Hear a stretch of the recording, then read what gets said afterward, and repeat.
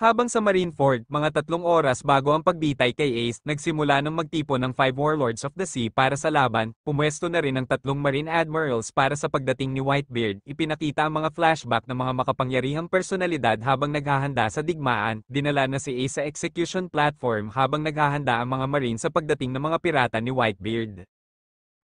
Habang papalapit si Luffy sa Marineford, nananatiling sarado ang Gates of Justice.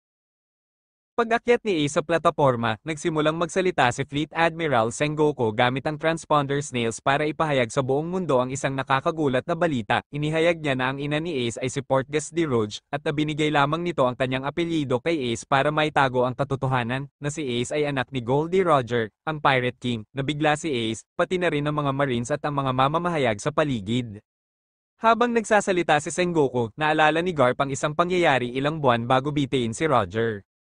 Ipinagkatiwala ni Roger kay Garp ang magiging anak niya at hiniling na protektahan ito. Matapos bitiin si Roger, nagsagawa ng malawakang paghahanap ang mga Marines para hanapin ang sinumang may koneksyon kay Roger. Sa matinding kagustuhan ni Rouge na iligtas ang kanyang anak, pinilit niyang itago ang kanyang pagbubuntis sa loob ng 20 buwan, pero matapos siyang manganak, namatay siya sa pagod. Kinuha ni Garp si Ace at pinalaki ito kasama sina Daden at Luffy. Habang patuloy pa si Sengoku sa pagsasalita, biglang may dumating na balita, ang Gates of Justice ay biglang misteryosong bumukas. Dahil dito, nakapasok si Luffy at ang kanyang mga kasama papuntang Marineford. Nagsimula ang digmaan ng lumitaw ang fleet ni Whitebeard, mula sa ilalim ng dagat, biglang umahan ang Moby Dick sa harap mismo ng execution platform, ikinagulat ng Marines, ipinakita naman ni Whitebeard ang kanyang nakakatakot na kapangyarihan mula sa Devil Fruit, ang paglikha ng malalakas na lindol. Ipinakita ang nakaraan ni Ace, dati siya na kapitan ng Spade Pirates, hinamon niya si Jinbei upang makaharap si Whitebeard, naging tabla ang laban nilang dalawa, subalit dumating si Whitebeard. Natalo siya, pero nakita ni Whitebeard ang kanyang tapang at tinanggap siya sa kanyang crew. Kalaunan ay ginawa siyang commander ng isang division, ngunit nang traidorin sila ni Blackbeard at patayin si Thatch, nagdesisyon si Ace na siya na lang ang papatay sa Taxil. Ito'y naging dahilan ng lahat ng nangyayari ngayon. Nangako si Whitebeard at ang kanyang mga kaalyado na ililigtas si Ace kahit anong mangyari. Gumawa siya ng dambuhalang tsunami sa magkabilang panig ng Marineford, ngunit napigil ito ni Aokiji gamit ang kanyang yelo. Lalong tumindi ang laban, nagbanggan ang mga commander ni Whitebeard laban sa mga Vice Admiral ng Marines. Sinubukan ni Mihawk sukatin ang lakas ni Whitebeard sa pamamagitan ng isang malakas na slash, pero hinarang ito ni Jozo gamit ang kanyang katawan na nagiging diamante. Sumunod na umatake si Kizaru, pero nasalag siya ni Marco na nagbagong anyo bilang Phoenix.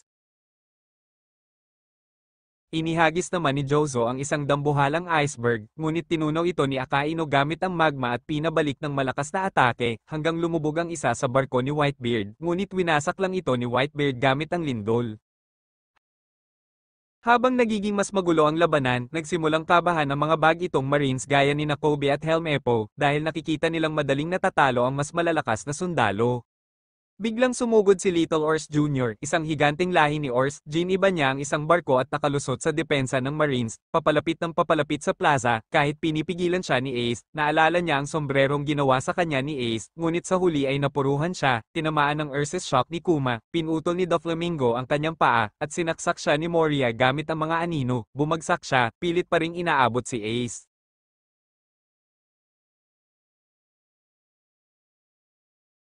Sa kalagitnaan ng laban, mabilis na tinalo ni Whitebeard si Vice Admiral Ronsa, muling pinakita ang agwat ng kanilang lakas, inutusan niya ang kanyang mga tauhan na sugurin ang plaza.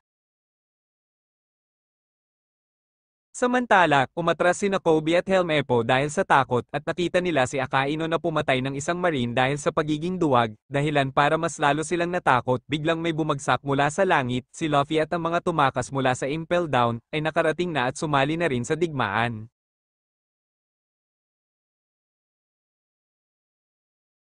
Bago pa mangyari ang lahat dahil sa malaking alon na gawa ni Whitebeard kanina, gumawa sila ng paraan.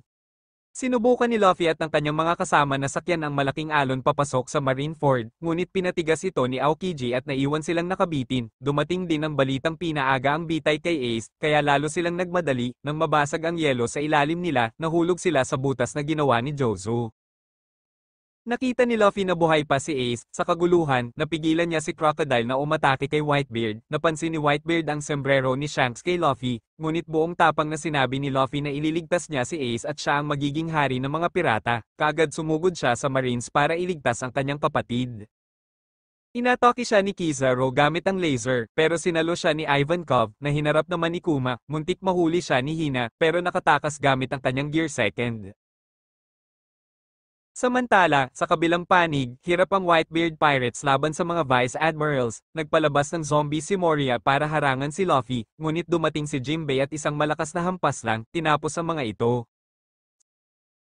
Sumigaw si Ace, sinasabing tumigil na si Luffy dahil ayaw niyang sagipin siya ng isang mahina, pero ang totoo, nag-aalala lang siya para sa buhay ng kapatid niya, hindi siya pinakinggan ni Luffy, at ginamit ang Gear Third para talunin ang isang higanteng marine, kasabay nito, ibinunyag ni Sengoku sa buong mundo na si Luffy ay anak ni Dragon, ang pinuno ng Revolutionary Army. Samantala, pinilit ni Whitebeard si Buggy na tumulong sa kanya gamit ang dami ng mga tagahanga ni Buggy, natalo rin ni Jinbei si Moria, nahuli ni Smoker si Luffy. Ngunit si Hancock, dahil sa galit ay tinamaan si Smoker gamit ang kanyang hockey. Nakipaglaban si Ivankov kay Kuma at nalaman ng malungkot na katotohanan, binura na ang isip ni Kuma at isa na lamang siyang sandatang kontrolado ng Marines, sa kaguluhan, lihim na ibinigay ni Hancock ang susi ng posas ni Ace kay Luffy, sabay pangangarap tungkol sa kasal nila. Patuloy na lumala ang labanan, sinubukan muli ni Crocodile na atakihin si Whitebeard, pero hinarang siya ni Jozo, ngunit pinigil naman si Jozo ni Doflamingo. Sinubukan ni Mihawk na patumbahin si Luffy, pinutol ang mga Newkama fighters at napaatras pa si Jinbei, nakaligtas si Luffy gamit si Buggy bilang panangga, hanggang dumating si Vista, ang 5th Division Commander, para harapin si Mihawk. Inutusan ni Sengoku na ihinto ang broadcast, pero patuloy pa rin itong napapanood sa buong mundo gamit ang Denden Mushi na nakuha ni Buggy. Sa kasikatan, nagmukhang bayani si Buggy, ngunit biglang lumitaw si Squard, isa sa mga kakampi, at sinaksak si Whitebeard. Naniwala siya sa kasinungalingan ng Marines na isasakripisyo ni Whitebeard ang kanyang mga kasama, bumagsak ang morale ng iba dahil dito. Ngunit pinatawad ni Whitebeard si Squard at ibinunyag ang panlilinlang ng Marines, dahil dito, muling nabuhayan ng loob ang kanyang mga tauhan, idineklara ni Whitebeard na pangungunahan niya ang laban kahit kapalit ang kanyang buhay, at muli siyang sumugod sa gitna ng digmaan. Itinaas ng Marines ang napakalalaking pader sa paligid ng plaza, kaya't natrap ang mga pirata. Kasabay nito, bumuhos ang magma ni Akaino gamit ang kanyang atakeng meteor volcano, natunaw ang yelo at nasira ang mga barko ni Whitebeard, nalaglag ang mga pirata sa kumukulong dagat habang papalapit mula sa likuran ang mga pasifista, lalong naging desperado ang labanan.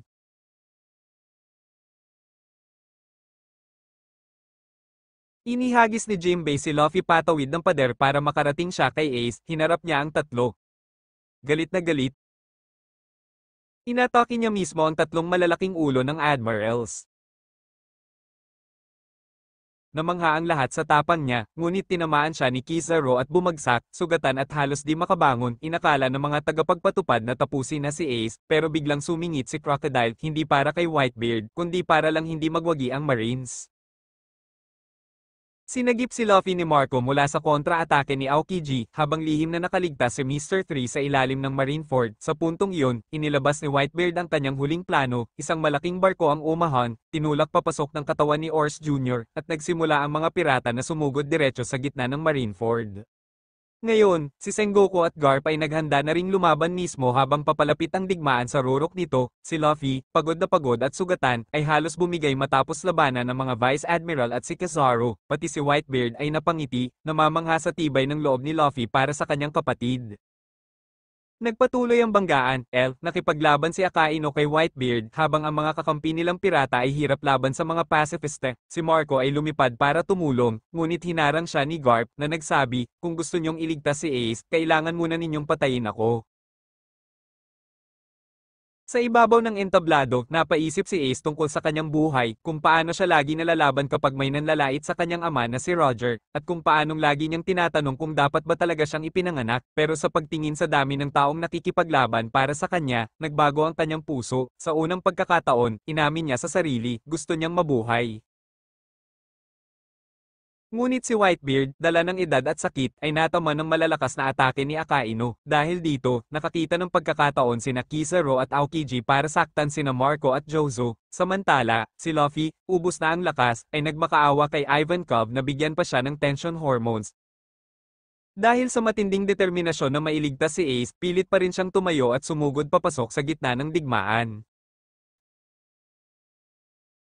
Habang sumisigaw siya na ililigtas niya ang kanyang kapatid, bigla niyang nailabas ang Conqueror's Haki nang hindi niya namamalayan.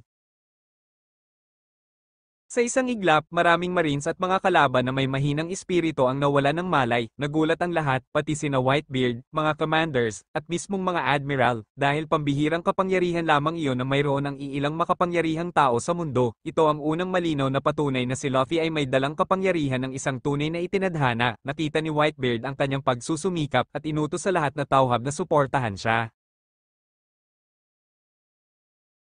Dahil sa tulong ni na Crocodile at Hancock, nakalusot si Luffy papunta sa entablado. Gumawa si Inazuma ng tulay, ngunit hinarang siya ni Garp, nagharap ang maglolo, at nagpalitan ng suntok. Naalala ni Garp ang panahong sinanay niya si Luffy na maging isang marine, pero nang dumating ang sandali, nag-alinlangan siya. Natulak siya ni Luffy at dumiretso ang apo niya kay Ace.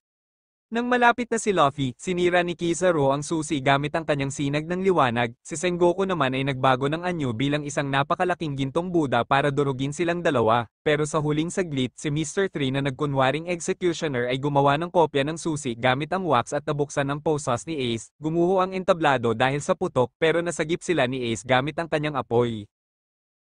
Nakalaya na si Ace, magkaharap silang magkapatid at nakipaglaban ng magkasama. Muling naglakas loob ang Whitebeard Pirates para makatakas, ngunit hinarang ng mga admiral, si Squad, na nagtangkang bumawi, ay pinigil ang Marines para patunayan ang kanyang katapatan, pero nagpasya na si Whitebeard sa kanyang kapalaran. Idineklara niyang isa na lamang siyang labi ng lumang panahon at inutusan ang kanyang mga anak na magpatuloy sa bagong mundo kahit wala na siya.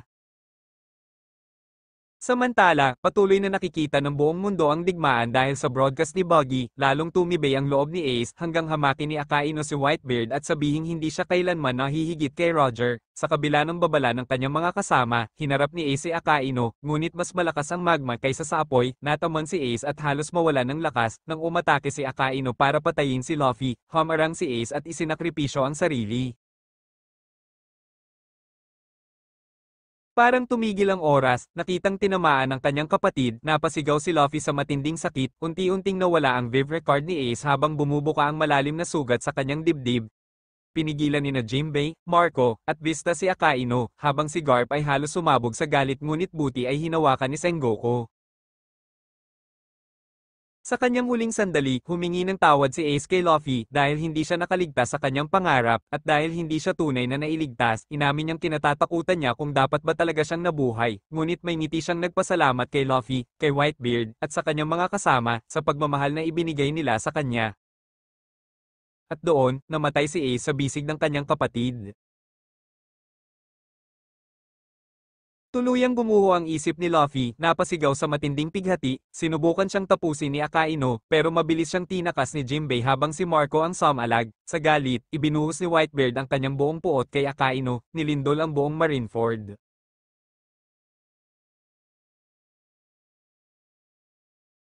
Ngunit hindi pa tapos ang laban, dumating ang Blackbeard Pirates, kasama ang mga malulupit na bilanggo mula sa Impel Down. Inamin ni Blackbeard na ang pagiging warlord ay panlilinlang lang para makapasok sa Impel Down. Ngayon, sabay-sabay nilang inatake si Whitebeard, matindi pa rin siyang lumaban, pero nasugatan na ng husto. Sa kanyang huling hininga, idineklara niya na ang One Piece ay totoo. Namatay siyang nakatayo, may daan-daang sugat, pero ni isa walang sa kanyang likod. Tinaakpan ni Blackbeard ng tela ang katawan ni Whitebeard nang muling lumitaw, taglay na niya, hindi lamang ang kapangyarihan ng dilim, kundi pati ang lindol ni Whitebeard. Nagulat ang lahat, pirata at marines, nang ideklara niya ang pagsisimula ng kanyang era. Agad siyang hinarap ni Sengoku para ipagtanggol ang Marineford. Samantala, tinatakas ni Jinbei si Luffy na walang malay, ngunit hinabol sila ni Akainu. Tinamaan si Jinbei sa dibdib, nadamay din si Luffy, bumagsak silang dalawa, pero pumagitna si Crocodile para sayangin ang oras. Dinala naman ni Buggy si Luffy hanggang biglang lumitaw si Trafalgar Law sakay ng kanyang barko na submarine. Sinabi niya na magiging karibal niya si Luffy balang araw, at isinakay ito para gamutin. Sa loob ng Marineford, patuloy na nakikipaglaban sina Sengoku at Garp laban kay Blackbeard, habang sinubukan pa ring habulin ng Marines ang mga tumatakas. Nang subukan ni Kizaru na pigilan si Law, biglang bumagsak si Kobe sa dami ng tinig ng mga namamatay na naririnig niya. Hindi na niya kinaya at sumigaw na itigil na ang digmaan. Galit na galit si Akaino at gusto nang patayin si Kobe, pero biglang dumating si Red Hair Shanks, sinalag niya ito. Natahimik ang lahat nang may biglang dumating na isang Yonko at idineklara niyang dapat nang tapusin ang digmaan. Ipinasa niya kay Buggy ang sombrero ni Luffy para maibalik sa kanya. Bagamat gustong makita ni Shanks si Luffy, alam niyang hindi pa ito ang tamang oras. Sa pagharap ni Shanks kasama ang kanyang crew, natigil ang lahat, walang naglakas ng loob na lumaban. Natapos ang digmaan sa Marineford. Lumapit si Shanks kay Sengoku at sinabing, kung nais niyong tapusin ang digmaan, kami na ang bahala sa paglibing sa mga nasawi, wala nang kailangang mamatay pa. Tinanggap naman ni Sengoku ang alok ni Shanks bilang respeto sa kanyang pangalan at katayuan bilang isa sa mga Yonko. Kumalat ang balita sa buong mundo, patay na si Whitebeard, patay na si Ace, nagbago na ang panahon ng mga pirata at nagsimula na ang bagong era ng mga pirata. Matapos ang digmaan, yumanig ang mundo, galit si Sengoku kay Blackbeard, at itinago ng world government ang balitang maraming preso mula level 6 ng Impel Down ang nakatakas. Samantala, lumitaw ang submarine ni Law malapit sa barko ng Marines kung saan naroon si Hancock. Inayos ni Hancock na samahan sila pabalik sa Amazon Lily, ngunit sa maraming isla na dating nasa ilalim ng proteksyon ni Whitebeard, ay nagsimula ng kumalat ang kaguluhan. Makalipas ang 2 linggo, nagising si Luffy, pananghinaan siya ng loob at nalunod sa lungkot dahil sa pagkamatay ni Ace. Umalis siya at tumakbo sa gubat habang nagluluksa, patuloy pa ring inaalagaan siya ni Hancock, ipinaghahanda ng pagkain kahit siya mismo ay hindi kumakain. Natagpuan siya ni Jinbei at kinausap, doon nagsimula ang flashback, ipinakita ang pagkabata ni Luffy, dinala siya ni Garp kay Daden, kung saan una niyang nakilala si Ace, noong una'y tinanggihan siya ni Ace, pero matyaga siyang sumunod. Kalaunan, nakilala rin nila si Sobo, isang batang gustong lumaya mula sa buhay bilang marangal, sa umpisa'y laging may away, pero kalaunan naging matalik na magkaibigan sila, naglakbay, ng arap, at nagsumpaan bilang magkakapatid sa dugo. Nang tangkain ni Sobo na magliyag, binaril at pinasabog ng Celestial Dragon ang kanyang bangka, naniwala sina Ace at Luffy na patay na siya, ngunit bago siya lumisan, nagsulat si Sobo ng liham para kay Ace, hinihiling na alagaan si Luffy, bagamat sugatan ng puso nila, nagpatuloy silang magkasama. Bumalik sa kasalukuyan, humagulhol si Luffy sa kanyang kahinaan, pinasaya siya ni Jinbei, pinaalala na pinili mismo ni Ace ang kanyang landas, si Garp man ay tahimik na nagdusa, habang si Daden ay galit na galit, ibinuhos ang sakit at hinanakit. Samantala, si Shanks ay nagsagawa ng libing para kina Ace at Whitebeard bilang pagbibigay galang, bago muling naglayag. Sa gitna ng kanyang paghihinagpis, pinaalalahanan siya ni Jinbei na bagamat nawala na si Ace, ay hindi pa siya nag-iisa. Sinabi ni Jinbei sa kanya na, huwag mong sukatin ang nawala mo, kundi pahalagahan mo kung ano pa ang natitira sa'yo. Doon naalala ni Luffy na may mga kaibigan pa siyang naghihintay sa kanya, ang kanyang crew, ang Straw Hat Pirates. Sa sandaling iyon, muling nabuhay ang kanyang determinasyon. Pagkatapos ng digmaan sa Marineford, kumalat sa buong mundo ang balita tungkol sa pagkamatay ni Ace at Whitebeard. Sa iba't ibang dako ng dagat, nalaman ng mga Straw Hat Pirates ang nakalulungkot na balita habang sila ay kanya-kanyang nakahiwalay sa mga isla na kinasadlakan nila, nabalitaan nila ang sinapit ni Luffy, at labis silang nabahala sa kalagayan ng kanilang kapitan. Nais nilang agad na bumalik upang makasama siya, ngunit wala ni isa sa kanila ang may kakayahang gawin iyon sa panahong iyon. Samantala, matapos may libing sina Ace at Whitebeard, nagpasya si Luffy na bumalik sa Marineford kasama sina Jinbei at Rayleigh. Doon, tumunog siya ng Oxbell ng 16 na beses at nag-alay ng bulaklak sa libingan nina Ace at Whitebeard bilang pag-alala at pagpupugay sa 2 dakilang mandirigma. Ang larawang kuha ng press mula sa ginawa niyang iyon ay mabilis na kumalat sa buong mundo. Nang kumalat ang larawan ni Luffy sa dyaryo, umalingaw-ngaw ang pangalan ng Straw Hat sa buong mundo. Nabigla ang lahat mula sa mga pirata hanggang sa mga opisyal ng pamahalaan. Sa Marine Headquarters, napatigil si Sengoku, tahimik na pinanood ang larawan ni Luffy habang hawak ang dyaryo. Ang mga admiral, pati ang 5 elders o kilala sa Gorosei sa itaas ng world government, ay nagulat sa ginawang iyon. Para sa kanila, isang kabaliwan ang bumalik sa lugar kung saan halos ikinamatay niya ang kanyang buhay. Ngunit para kay Luffy, ito ay isang mensahe, isang panata. Nang makita ito ng Straw Hat sa dyaryo, naunawaan nila ang tunay na mensaheng nais iparating ni Luffy, ang 3D2Y, na ang ibig sabihin ay hindi pa sila dapat magkita ngayon. Sa halip, kailangan muna nilang magpalakas sa loob ng 2 taon bago muling maglakbay bilang isang mas matatag na grupo. Pagkatapos maunawaan ang mensaheng iyon, nagsimula silang magsanay sa kani-kanilang kinaroroonan. Si Zoro ay nagsanay sa ilalim ni Draculae Mihawk sa Koraigana Island. Si Nami ay pinag-aralan ng klima at panahon sa Weather sa Sky Islands. Si Usopp ay sinanay ang sarili kasama si Heracles sa Bowen Island, si Sanji ay nagtiis at nagsanay sa Kamabaka Kingdom, si Chopper ay nagsanay sa mga higanteng ibon at sa isang katutubong tribo sa Torino Kingdom, si Robin naman ay pinrotektahan at tinulungan ng Revolutionary Army, si Frankie ay natuklasan ang lumang laboratorio ni Vegapunk sa Kerekori Island, samantalang si Brook ay napagkamalan bilang isang demonyo at naging tanyag na music hero sa isang lugar. Habang ang bawat isa ay nagpapalakas, sinimulan naman ni Luffy ang kanyang matinding pagsasanay sa Roscana Island sa tulong ni Rayleigh. Doon, natutunan niya ang paggamit ng hockey at hinasa ang kanyang kakayahan sa loob ng 2 taon.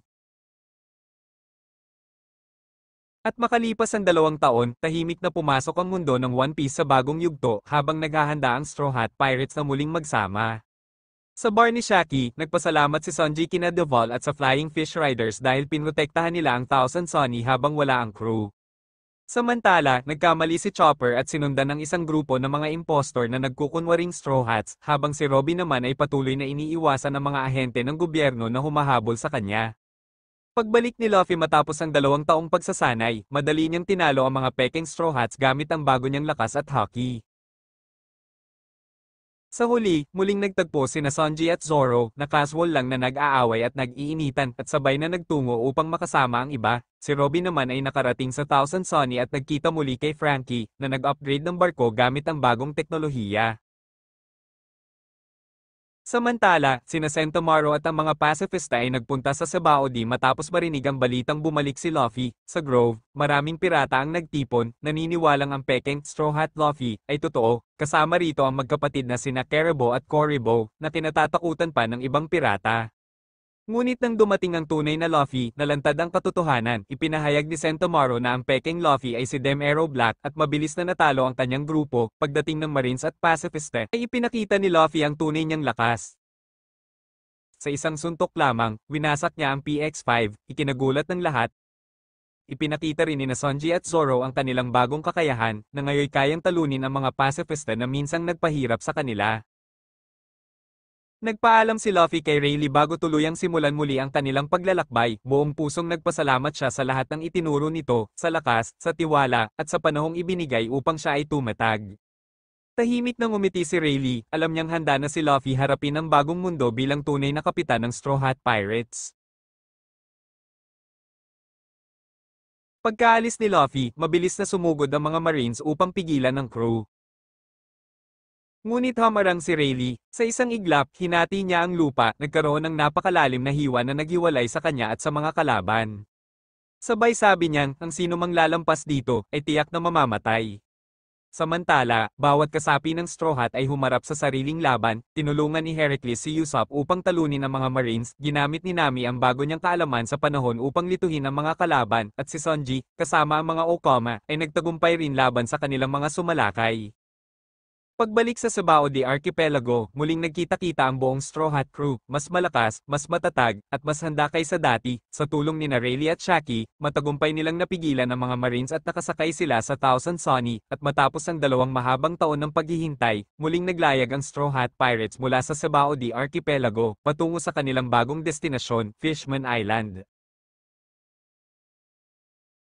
Samantala, ang Straw Hat ni Luffy ay dati palang pag-aari ni Roger noong una silang nagkakilala ilang dekada na ang nakalipas.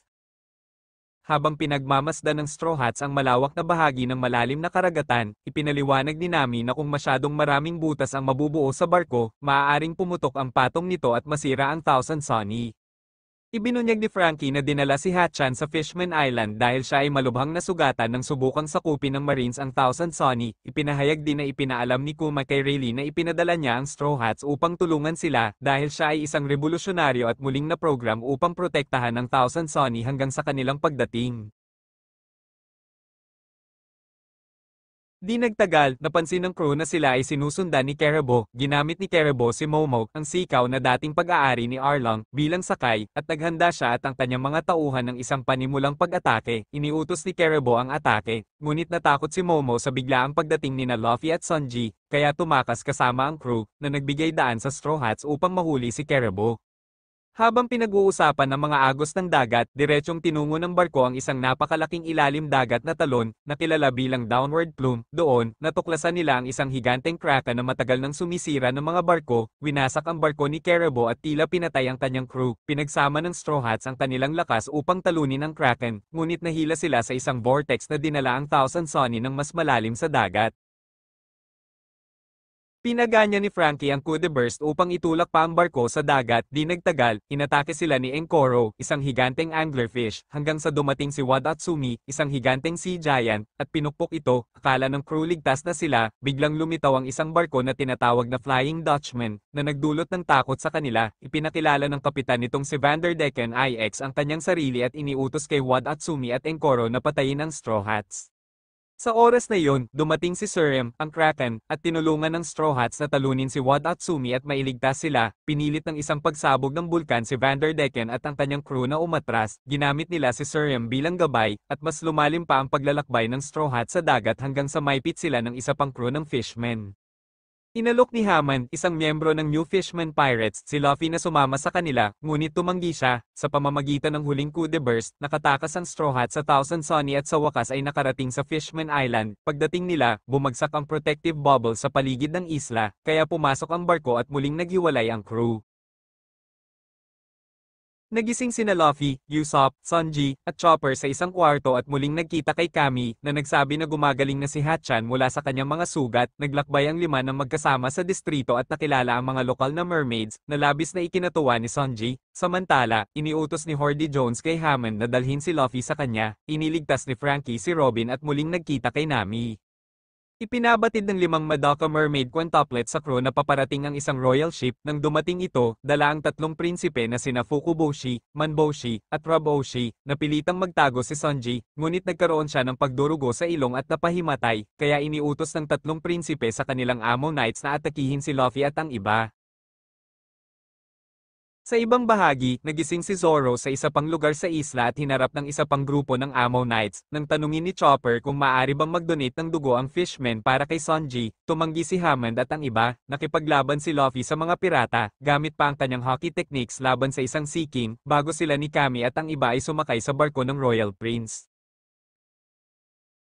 Ipinaliwanag ni Fukuboshi sa mga mermaids na kilalang pirata si Luffy at hindi siya makakadaan sa immigration, at ihahatid nila ang mensahe ni Jinbei bago siya umalis. Tumanggap si Sanji ng blood transfusion mula sa dalawang okamas sa Mermaid Cafe. Ibinunyag niya na hindi lang pinatamaan si Luffy ng lason, kundi dahil sa nakaraang laban ng kapitan kay Magellan, nakabuo na siya ng immunity dito. Tinanong ni Kami si Madam Shirley, isang fortune teller at may-ari ng restaurant, tungkol kay Sanji, kaya nakapasok sina Luffy at Usopp sa kanyang kwarto. Ibinunyag na hinulaan ni Charlie ang Great Pirate Era at mga nakaraang digmaan, kabilang ang kamatayan ni Whitebeard. Kalaunan, muling nagkita ang Straw Hats kina Brook at Papago. Ipinakita rin na si Vanderdecken ay nagpapadala ng sulat sa prinsesa linggo-linggo. Dahil dito, bumuo sina Neptune at ang kanyang mga anak ng isang hukbo upang subaybayan si Vanderdecken sa loob ng maraming taon. Nang tanungin ni Luffy tungkol sa malapit na candy factory, nalaman niya na nasa ilalim na ng proteksyon ni Big Mom ang isla mula nang mamatay si Whitebeard. Samantala, nag-alala si Charlie sa kanyang hula na baka tuluyang masira ang isla dahil kay Luffy. Sa bukas na dagat, naalala ni Yaro na inatake siya ng New Fishman Pirates at nangako na hindi na babalik. Samantala, muling nagkita si Nami sa crew habang lumitaw si Neptune, ang hari ng Fishman Island, kasama ang kanyang whaleho at ang shark na si Megalo. Iniimbitahan ang Straw Hat sa Ryugu Palace para sa isang bangkwete.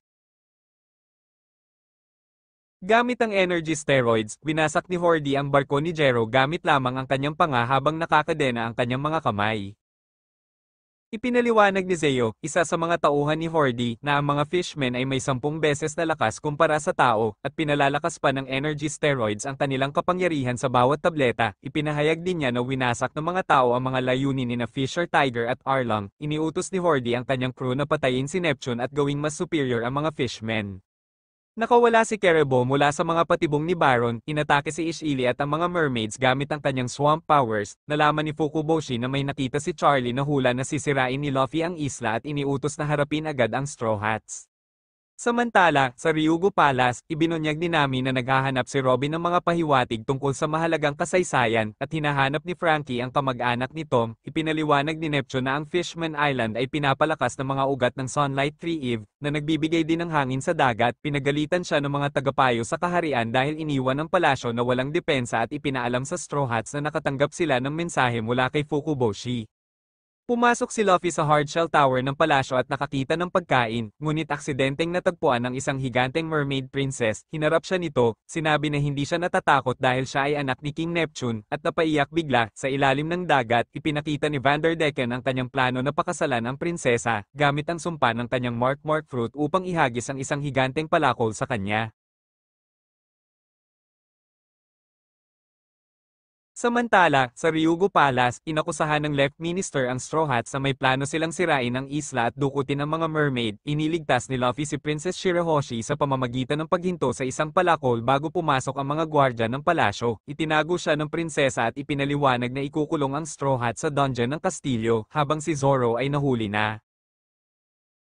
Nagpaumanhin si Shirahoshi sa dati niyang bastos na asal at ibinunyag na nakulong siya sa isang tore sa loob ng 10 taon. Ipinahayag niya ang kanyang kagustuhang makita ang mundo, at hinikayat siya ni Luffy na sumama sa kanya palabas ng palasyo. Samantala, hinarap ni Nami, Usopp, at Brook ang mga gwardya ng palasyo, at dumating si Zoro, na nakatakas, upang sumama sa kanila.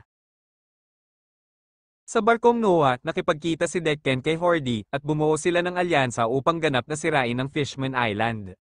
Sa palasyo, tinali ni Nami, Usopp, Brook, at Zoro si King Neptune, ang mga minister, at ang mga gwardya, nang sinubukang tumakas ng isa sa mga minister kasama si Nami dahil sa log post. Dumating ang 3 prinsipe at nakilala ang crew. Iniutos ni Fukuboshi kay Zoro na tipunin ang natitirang Straw Hats at agad na umalis. Ibinunyag din na ang mensahe ni Jinbei ay iwasang makipaglaban kay Hordy. Nagpasya sina Luffy at Shirahoshi na umalis sa palasyo upang bisitahin ang Sea Forest. Ginamit nila si Megalo upang makatakas habang nilalabanan ang mga pirata ni Decken. Sa southeastern side ng Fishman Island, nag-usap sina Frankie at Den, kapatid ni Tom, tungkol sa Thousand Sunny at nalaman na ang mga barkong nahuli sa Agos ay madalas na pupunta sa Sea Forest, kung saan maaaring naruroon ang Sunny. Samantala, sa Noah, nalaman ni Hatcha na gusto ni Hordy ng paghihiganti kay Luffy dahil sa pagsira sa plano ni Arlong at balak ipagpatuloy ang kanyang misyon. Sinaksak ni Decken si Hatchan sa likod gamit ang kutsilyo, habang inihikayat ni Hordy ang kanyang tropa na salakayin ng Ryugu Palace. Sa Coral Hill, madaling nilaban ni Sanji ang mga sundalo ng isla bago matuklasan si Hatchan, na nagbabala tungkol sa paparating na pag-atake ni Hordy. Sa palasyo, ipinaalam ni Brook at Right Minister ang lahat tungkol sa paglusob, nang harapin ng puwersa ni Hordy ang Straw Hats at si Neptune. Samantala, pinag-usapan ni Luffy at Shirahoshi ang pagbisita sa puntod ng kanyang ina na si Otoheim sa Sea Forest. Doon, nagbigay pugay si Jinbei at sinabi na hindi niya malilimutan ang mga prinsipyo ng Reyna. Sa Coral Hill, idineklara ni Hordy na ito ang huling araw ng Ryugu Kingdom, at balak ng Fishman na palayasin ang mga tao sa isla. Pinangunahan ni Robin ang grupo ng mga armado upang kunin ang isang sinaunang poneglyph na konektado sa tunay na kasaysayan. Ipinaliwanag ni Neptune na hindi niya maibabalik ang Thousand Sunny o ang ibang crew maliban kung ligtas na makakabalik si Shirahoshi. Nauna nang natuklasan ni Frankie at Den ang barko. Dumating na sa wakas si Hordy at Decken sa palasyo. Inihagis ni Decken ang isang coral patungo kay Shirahoshi, habang pinipigilan ng Fishman si Luffy, na hindi alam na papalapit na siya kay Shirahoshi. Nang tanggihan ni Shirahoshi si Decken, inatake siya nito, ngunit pinigilan ni Luffy at natalo niya si Decken gamit ang kanyang jet hammer. Tumakas sila patungo sa Sea Forest, sinundan ni Nami. Sa Ryugu Palace, ginamit ni Zoro ang Lion Strike technique laban kay Hordy, na tila natalo siya, ngunit gumamit ang isang Fishman ng energy steroid upang palakasin si Hordy, na muling umatake at nahuli ang grupo. Samantala, nakarating ang natitirang Straw Hats sa Sea Forest at muling nagkita kay Jinbei, na nagulat na umalis na si Shirahoshi sa palasyo. Natuklasan ni Luffy ang puntod ni Otoheim at ipinaliwanag ni Jinbei na hindi makadalo si Shirahoshi sa libing ng kanyang ina dahil sa lason mula kay Decken. Ibinunyag din ni Jinbei na ipinadala niya si Arlong sa East Blue 11 taon na ang nakalilipas, na ikinagulat ni Nami. Sa Fishman Island, ginulpi ni na Icarus, Zeo, at Hayazo ang mga mamamayan na tumangging tumapak sa portrait ni Otoheim, hinarap ni Fukuboshi si Dosen, na ikinagulat ng karamihan, binalaan ni Sonji si Jimbei na baka hindi patawarin ng Fishman ang mga tao dahil sa ginawa ni Arlong kay Nami. Ipinahayag na matagal nang nakakaranas ng diskriminasyon mula sa tao at fishmen ang Ryugu Kingdom. Nagtrabaho si Jimbei para sa Sun Pirates sa ilalim ni Captain Fisher Tiger, na kasama si Otoheim, na naghahangad ng kapayapaan sa pagitan ng fishmen at tao. 16 na taon bago dumating ang Straw Hats, hinarap ni Queen Otoheim ang isang magnanakaw na nasaktan ang kanyang kamay. Sa kabila ng sugat, sinaway niya ito at pinayuhan na itama ang buhay, at ipinaalam na dapat makapasok ang Ryugu Kingdom sa ibabaw at nagpetisyon para sa pantay na karapatan ng tao at fishmen.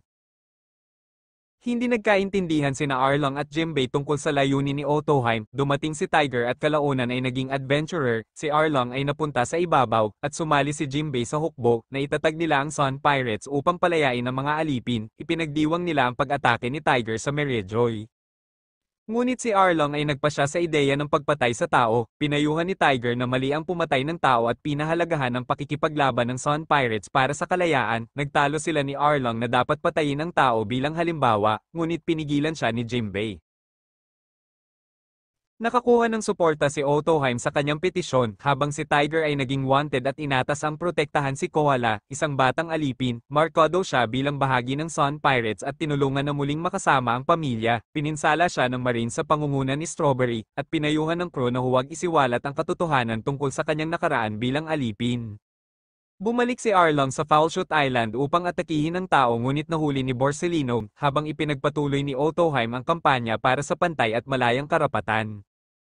Nang inalok ng world government si Jimbei ng posisyon sa Seven Warlords of the Sea upang isulong ang kapayapaan, pinalaya si Arlong mula sa Impel Down, ngunit ipinakita na siya ay kasabuat ng world government. Nakipaglaban si Jimbei ngunit hindi niya pinatay si Arlong dahil sa nakaraan nila. Naghiwalay ang Sun Pirates, at determinado si Queen Otoheim na ipagpatuloy ang kanyang misyon para sa kapayapaan at pantay na karapatan. Ilang araw pagkatapos, dumating ang Celestial Dragon na si Joss Guard sa isla, na ikinagalit ng mga tao. Sinubukan ng isa sa dating Sun Pirates na atakihin siya, ngunit pinigilan ni Otoheim ang galit na maipasa sa susunod na henerasyon. Binyantaan bigla ni Joss Guard si Otoheim, at hindi na sadya ni Shirahoshi na ginamit ang kanyang kapangyarihan para tawagin ang Sea Kings at nailigtas ang kanyang ina. Pagkatapos gumaling si Joss Guard kay Aladdin, nagpunta si Otoheim sa ibabaw upang makipagkasundo at pinanatili ang kapanatagan ng kanyang mga mamamayan. Samantala, sinubukan ni Vanderdecken na pakasalan si Shirahoshi gamit ang Tamatabako upang pilitin siyang tumanda. Bumalik si Otoheim sa Fishman Island na may nakasulat na petisyon mula sa Celestial Dragon na sumusuporta sa kanyang layunin. Nahikayat niya ang mga tao na pirmahan ang petisyon at nakakuha ng pangako mula sa kanyang tatlong kapatid na protektahan siya. Kalaunan, sinunog ang karamihan sa mga pirma, at habang sinusubukang iligtas ang iba, binaril si Otoheim sa puso ng isang hindi kilalang salarin, at namatay. Bago mamatay, hinikayat niya ang pamilya na huwag galitin ang salarin at maging matapang sa pagpapatuloy ng kanyang misyon.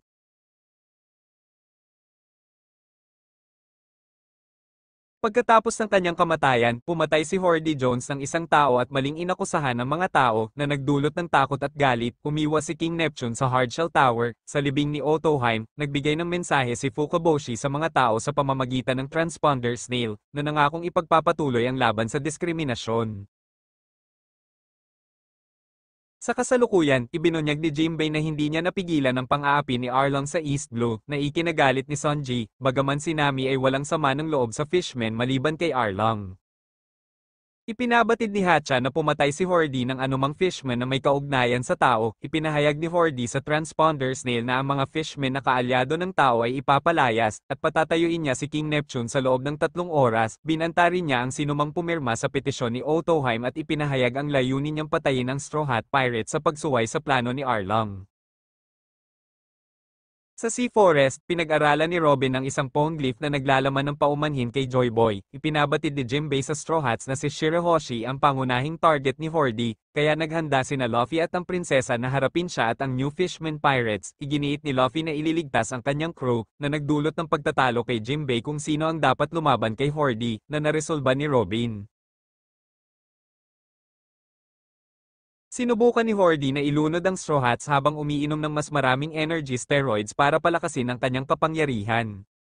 Habang papunta sa plaza sina Shirahoshi sakay ni Megalo para pigilan si Hody, bigla silang nahuli ng kalaban, hindi na sila nakaiwas, kaya nahuli silang tatlo sa harap ng lahat. Hawak na ni Hody Jones ang plaza, nakagapos si King Neptune at hinahanda na siyang bitiyin, nasa bingit na ng kamatayan ng hari, sinabihan ni Jinbei si Luffy na huwag munang lumabas. Pero habang pinagmamasdan niya ang nangyayari, ang nalalapit na pagbitay kay Neptune, ang pang-aapi ng mga tauhan ni Hody, at ang pag-iyak ni Shirahoshi, ay hindi na siya nakatiis. Sa huling sandali ng buhay ni King Neptune, biglang lumabas si Luffy mula sa bibig ni Megalo, sa isang iglap, sinipa niya si Hody Jones. Nagulat ang lahat, natigil ang pagbitay at napahinto ang mga humahawak kay Neptune. Tahimik lang si Luffy, pero ramdam ang bigat ng presensya niya. Dumating na rin ang mga Straw Hats at doon nagsimula ang sagupaan. Sa isang iglap, ginamit ni Luffy ang Conqueror's Haki at bumagsak ang lahat ng mahihinang kalaban, namangha ang lahat sa kanyang lakas. Isa-isa, ipinakita nila ang kani-kanilang kakayahan, sina Zoro, Sanji, Frankie, pati sina Brook at Robin. Kasama ni Jinbei, pinoprotektahan nila ang plaza at ang mga mamamayan ng Fishman Island, samantala, si Vanderdecken IX ay tuluyan ng nabaliw. Itinuro ni Decken ang barkong Noah patungo sa Fishman Island upang wasakin ito. Ginamit ni Shirahoshi ang kanyang sarili bilang pain para ilihis ang barko, at sinundan siya ni Luffy upang protektahan. Hinabol siya ni Hordy, ngunit nakialam si Fukaboshi, at ipinagpatuloy ni Luffy ang laban. Inatake ni Decken si Shirahoshi gamit ang proposal sa kasal at sunod-sunod na atake, na pinigilan ng kanyang mga kapatid. Ngayon, labis na pinalakas ng steroid si Hordy at hinarap si Luffy sa deck ng Noah. Sinaksak niya si Decken upang wasakin ang isla. Samantala, nakipaglaban ng iba pang Straw Hats sa New Fishman Pirates. Ginamit ni Brook ang Soul Solid upang talunin si Zeo. Ginamit ni Usopp ang Green Star Techniques upang talunin si Daruma. Panyanan ni Chopper si Dosen, at pinutok ni Frankie ang Giant Cannon upang pigilan ang mga atake sa crew. Sinubukan ni Wada Tumi at Hayazo ang mga atake, ngunit pinigil sila ni Sanji, Zoro, at Robin. Sinubukan ni Hordy, na pinalakas pa rin ng steroids, na ipagpatuloy ang atake, ngunit mas malakas ang kalooban at haki ni Luffy. Habang banta ng Noah ang isla, ginamit ni Shirahoshi ang kanyang kapangyarihan upang kausapin ang mga Sea Kings, hinarang ang barko, at nailigtas ang isla. Kinilala ng Sea Kings ang lakas ni Luffy bilang karapat-dapat na kaalyado. Nahuli si Hordy at ang kanyang mga tauhan, at tinanggal ang lahat ng kaso laban sa Straw Hats. Sila ay ipinuri bilang mga bayani. Nasugatan si Luffy mula sa laban kay Hordy at kailangan ng blood transfusion. Walang fishman ang nagboluntaryo hanggang sa lumapit si Jinbei, na nagtatag ng bagong batas na nagpoprotekta sa mga fishmen. Matapos mailigtas si Luffy, tumanggi si Jinbei na sumali agad sa Straw Hats, ngunit nangako na gagawin niya ito sa hinaharap kapag natapos na ang kanyang tungkulin. Ipinagdiwang ng Straw Hats ang kanilang tagumpay sa Ryugu Palace. Pinag-usapan ni Robin kasama si King Neptune ang isang nakakaabalang lihim tungkol kay Shirahoshi sa barkong Noah, at sa sinaunang tao na si Joy Boy. Ipinaliwanag ni Neptune ang kasaysayan ng mga sinaunang sandata at ang kahalagahan ni Shirahoshi kay Robin. Samantala, ibinahagi ni Jinbei ang mga nakaraang pangyayari, kabilang ang pagkatalo ni Aokiji kay Akainu para sa posisyon ng Fleet Admiral, ang pagkuha ni Blackbeard sa teritoryo ni Whitebeard, at ang kanyang paghahanap sa Devil Fruits. Ibinunyag na si Hordy at ang kanyang crew ay tumanda dahil sa energy steroids, na pala ay mga aging pills, at patuloy nilang hinahangad ang paghihiganti laban sa royal family, sa Straw Hats, at sa mga tao. Samantala, natanggap ng Minister of the Left ang balita na sina Baron Tamago at Pacoms, miyembro ng Big Mom Pirates na nakabase sa Fishman Island, ay naghihintay ng buwan ng candy payment dahil nasira ang candy factory ng isla, hindi nila maibigay ang bayad. Natagpuan ni Luffy, Zoro, at Sanji si Kerebo at ang nakaw niyang kayamanan noon at sinimulang hanapin ang paraan pabalik sa Ryugu Palace. Nakaharap nila sina Pacoms at Tamago kasama ang Minister of the Left at natuklasan na bahagi pala sila ng crew ni Big Mom. Nang malaman ni Big Mom na hindi makakapagbigay ng candy ang Fishman Island, tinawag niya sina Tamago at Pacoms, ngunit hindi sila sumagot. Pumagitna si Luffy, sinabing kinain niya ang natitirang candy at nag-alok na bayaran ito gamit ang kayamanang nakuha niya. Tumanggi si Big Mom at nagbanta na hahabulin siya sa New World. Matapang na sinagot ni Luffy na lalaban siya at aagawin ang Fishman Island para sa sarili niya. Samantala, iniulat ng Minister of the Right na ang Tamatabako, isang misteryosong treasure box, ay nawala. Binalaan niya si Neptune na maaari itong sumabog kung hindi maayos hawakan, lalo na sa kamay ni Luffy. Gayunpaman, sinabi ni Luffy na ibinigay niya ang lahat ng na-recover na kayamanan, kasama ang Tomotabako, Cape Pacoms at Tamago. Nag-alala sina Neptune at ang Minister sa posibleng epekto, at pinagalitan ni Nami si Luffy sa sobrang pamaya niyang pagbibigay. Nagpa siya si Jimbei na putulin ang kanilang alyansa kay Big Mom upang maiwasan ang karagdagang kaguluhan. Sinubukang bawiin ni Caribou ang kanyang kayamanan mula kay Pacoms, ngunit ipinakita nito na isa siyang Zone Devil Fruit user at madaling napigil si Caribou bago umalis kasama si Tamago. Inilantad din na si Smoker at Tashigi ay na-reassign sa G5 Marine Branch, isang lugar na hindi aktibo sa mga delikadong misyon. Sa huling sandali, humingi si Shirahoshi na mangako silang babalik, at buong puso silang pinangakuan. Matapos ang emosyonal na paalam, naghiwalay ang Straw Hats at ang mga Fishmen, bawat isa ay nagpatuloy sa kani-kanilang landas.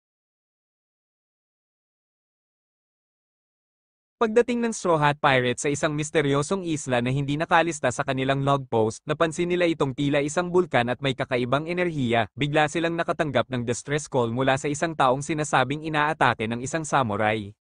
Agad na tumugon sina Luffy, Zoro, Robin, at Usopp para mag-imbestiga. Habang naglalakad, napansin nilang nasusunog ang paligid, ngunit bago pa man nila maintindihan ang sitwasyon, isang malaking dragon ang biglang lumitaw at gutom na tumitig sa kanila.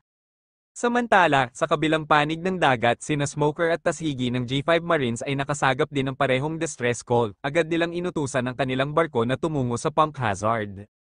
Balik sa isla, nagsimula ang matinding laban ni Luffy at Zoro laban sa dragon. Natuklasan nilang marunong itong magsalita at bumuga ng apoy. Habang nakikipaglaban, napansin ni Luffy na may pares ng mga paa na nakakabit sa likod ng dragon. Gamit ang tulong ni Usopp at ang kanyang trampoline, tumalon si Zoro at sa isang mabilis na hiwa, napugutan niya ng ulo ang dragon.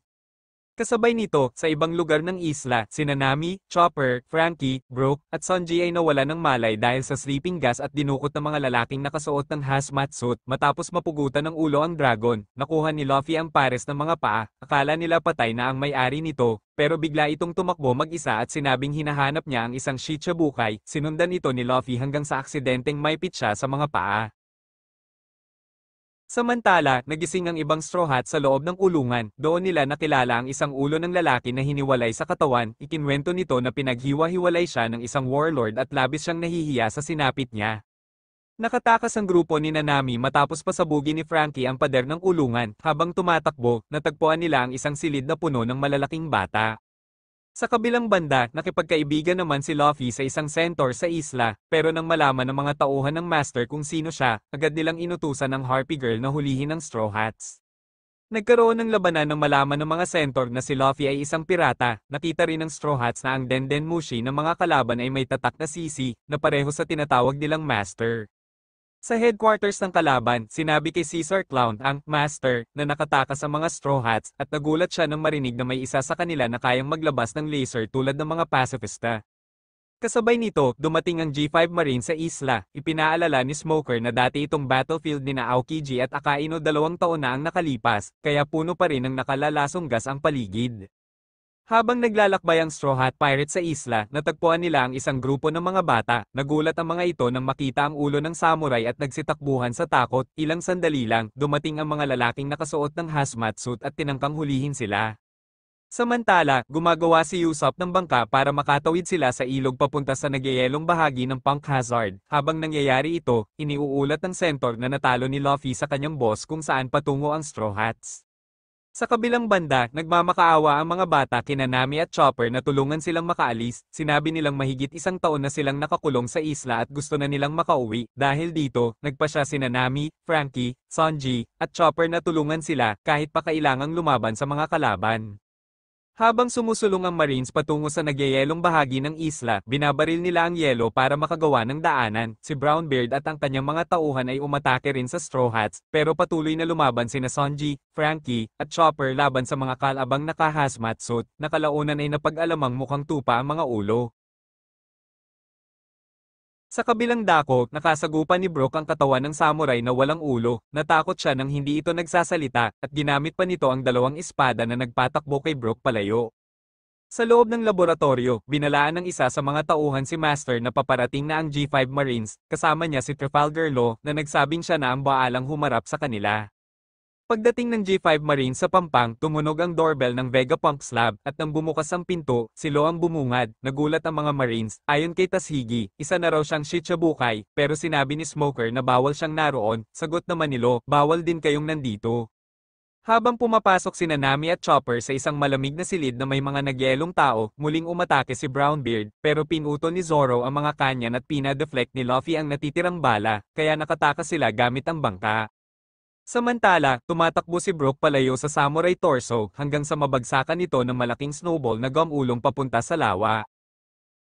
Sa labas ng gusali, pinapatunog ni na Smoker at Tashigi ang isang dating transmission na nakuha nila mula sa Centaur, pero itinanggi ni Lo na galing iyon sa Punk Hazard, sinasabing peke lamang ito para mahuli ang mga pirata. Paglabas nila Nami at ang mga bata, nakita nila sina Lo, Smoker, at Tashigi. Inutusan ni Tashigi ang G5 na hulihin sila, pero sinabi ni Lo na hindi siya papayag at ginamit ang kanyang kakayahan, ang Roomtak, upang ianggat ang barko ng Marine sa ere.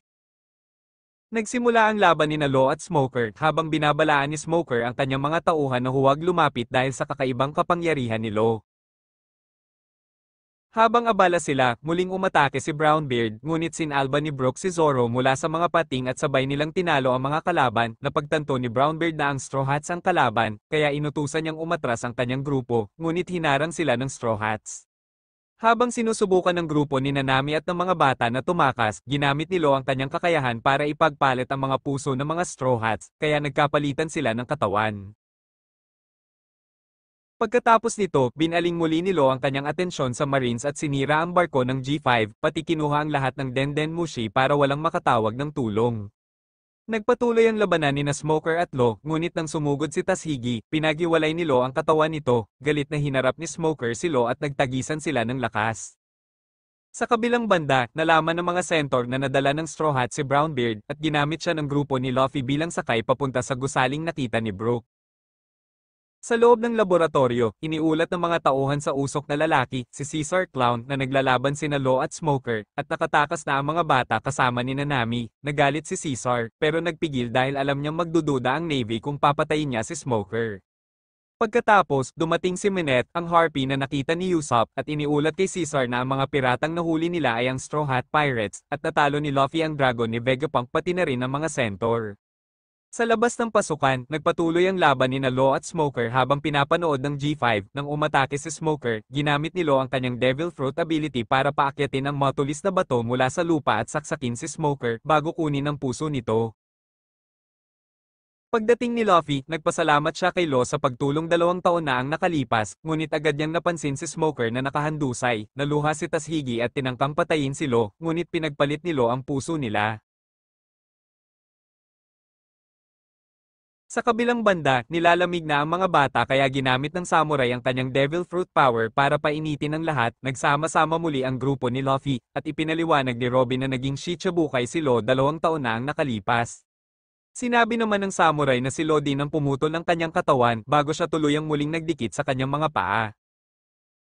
Samantala, nakipagkita si Lo kay Caesar Clown na pinaghihinalaan ni Smoker na nasa likod ng lahat ng kaguluhan sa isla. Napagtanto ng G5 na si Caesar Clown ang may kasalanan sa mga nangyayaring eksperimento at sa pagdukot ng mga bata.